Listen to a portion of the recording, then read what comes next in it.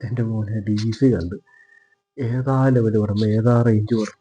ഇതൊക്കെ തിയേറ്റർ വാച്ചാണ്, തിയേറ്ററിൽ എക്സ്പീരിയൻസ് ചെയ്യണം.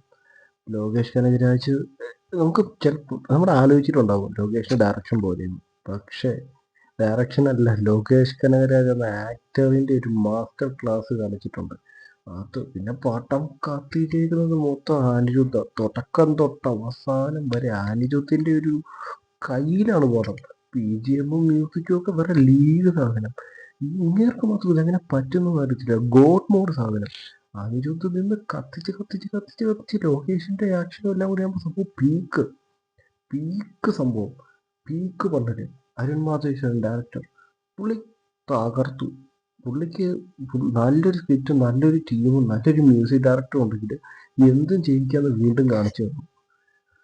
ഇത് ഇത് തിയേറ്ററിൽ എക്സ്പീരിയൻസ് ചെയ്യണം. വേറെ ലീഗ്. വാമിക ഗബ്യം പറയണ്ട.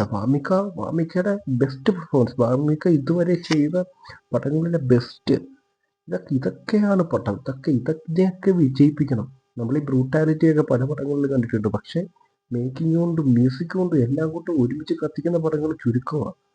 ഇതൊക്കെ തിയേറ്ററിൽ പോയി വാച്ച് ചെയ്ത് എക്സ്പീരിയൻസ് ചെയ്ത് കൈയടിച്ച് വിസിലടിച്ച് അവരെ നമ്മൾ പ്രോത്സാഹിപ്പിക്കണം. എന്നാൽ മാത്രമേ ഇന്നത്തെ പടങ്ങൾ വരികയുള്ളൂ. എന്നാൽ മാത്രമേ ഇൻഡസ്ട്രി വളരുകയുള്ളൂ. എന്നാൽ മാത്രമേ പലതരത്തിലുള്ള സംഭവങ്ങൾ പ്രേക്ഷകരെന്ന നിലയിൽ നമുക്കും കാണാൻ പറ്റുള്ളൂ. വേറെ ലീഗ് എക്സ്പീരിയൻസ് ചെയ്യുക. തിയേറ്റർ വാച്ചാണ് മിസ് ചെയ്യുന്നത്. ഇതൊക്കെ മിസ് ചെയ്തവർക്കാണ് നഷ്ടം.